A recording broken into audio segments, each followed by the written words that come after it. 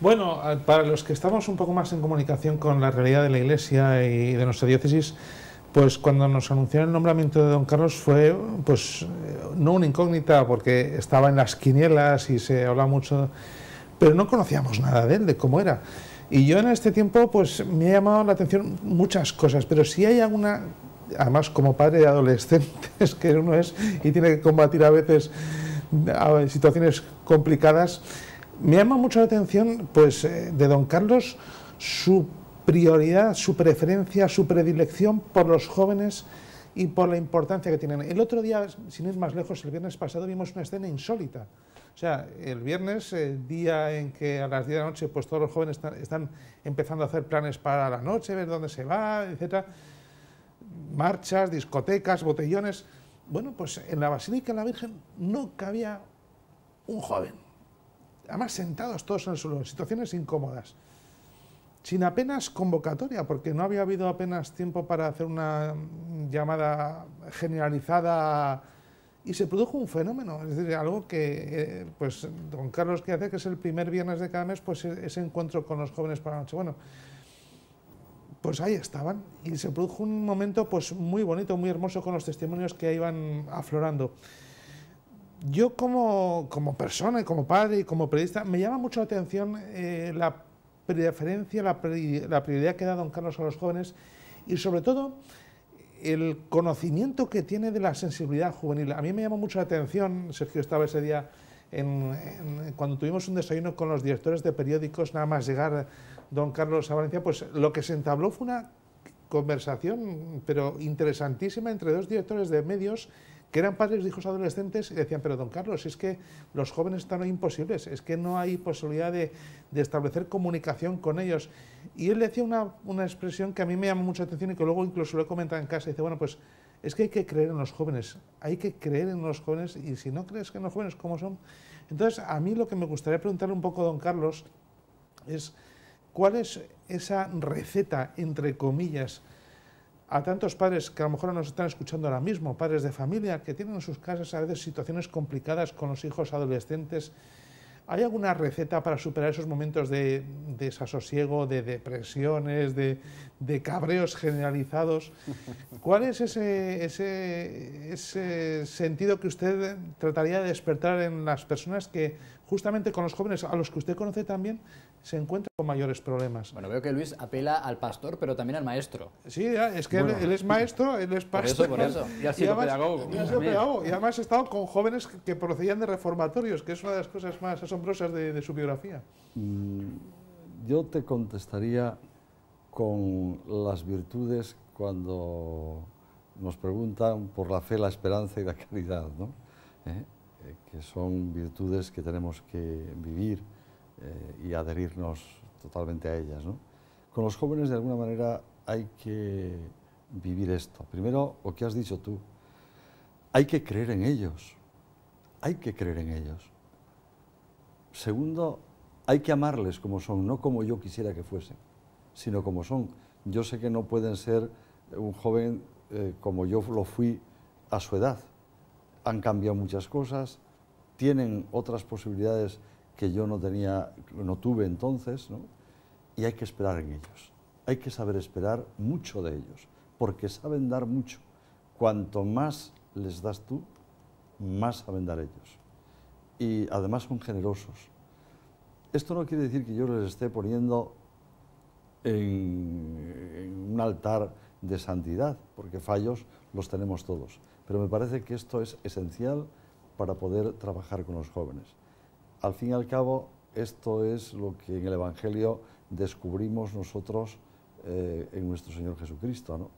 La mirada que Él tuvo a aquel adolescente, cuando está el Señor en la cruz, aquel adolescente que se llamaba Juan, la mirada que Él tuvo de creer en Él, hijo, ahí tienes a tu madre. La mirada que tuvo Él de amarle, porque le entregó lo que más amaba, lo que más quería en su vida, que era su propia madre, lo que más quería en este mundo, lo que le había dado rostro humano a Dios mismo. Y esperó mucho de Él, esperaba de Él, tanto esperaba que de hecho en él nos entregó a nosotros a María como madre. A mí me parece que estas claves, yo las he vivido así, son esenciales. Cuando a mí me dicen, ¿por qué usted trabaja mucho con los jóvenes? Porque he visto que el gesto más radical, más hermoso, de los más hermosos que hace nuestro Señor Jesucristo mientras vivió aquí en esta tierra con nosotros, fue precisamente en los últimos momentos de su vida, cuando resulta que aún, primero, es un joven el que está al lado de él, se queda al lado de él, cuando todos habían escapado. Acto de generosidad de un joven. Y segundo, él le confía lo más grande que él en la tierra tenía y el tesoro más hermoso que era su propia madre, que le había dado rostro para estar viviendo con los hombres, a Dios mismo, ¿no?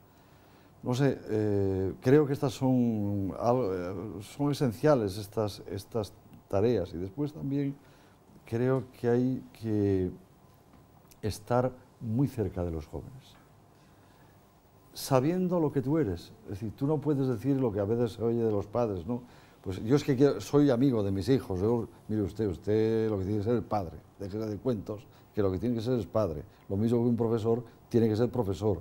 Naturalmente que eso no implica lejanía, sino implica cercanía, implica comprensión, implica estar a su lado. Pues un obispo, ¿qué tiene que hacer los jóvenes? Primero ser obispo, pero ser obispo que quiere de verdad a los jóvenes y que ellos saben distinguir perfectamente, tienen unas antenas especiales para distinguir quién les va a buscar para explotarles y quién les va a buscar gratuitamente, porque sí, sin más. El joven tiene una antena especial para descubrirlo y yo lo he experimentado en mi vida. Decía que Luis apelaba al pastor y al maestro. El maestro, don Carlos, ¿qué opina de esas medidas que, por ejemplo, en la línea de lo que comentaba, pretenden recuperar la autoridad de los profesores en las aulas? Me parece que es esencial, precisamente porque hemos invertido una serie de cosas que no pueden ser. El profesor o el maestro es alguien que es capaz de dar la mano a sus alumnos para que vean lo que él ve y si puede ser que vean mucho más de lo que él ve, pero tiene que hacerlo sabiendo que es maestro, que tiene autoridad, que tiene la autoridad moral sobre ellos. No lo puede hacer de otra manera. A veces, pues un amigo, si se hace amigo, pues le enseña las cosas que un amigo a otro le pueden enseñar, pero yo no me puedo situar como maestro o como profesor al lado de los alumnos de esa manera. Me tengo que situar como alguien que sabe, naturalmente en ese momento, mucho más que ellos, que tiene una experiencia más grande que ellos, pero que soy capaz de darles la mano para que sepan mucho más ellos que yo.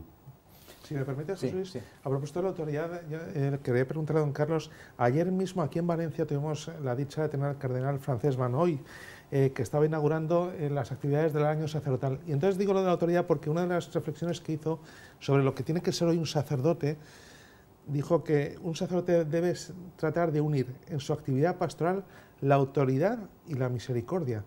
La importancia de la autoridad también en el sacerdote. Claro, así es, así es.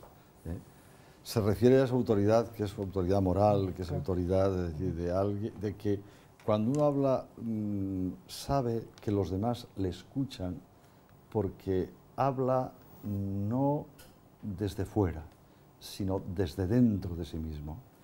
Y habla de algo que tiene valor por lo menos para él, y que hace que los demás valoren también lo que él tiene.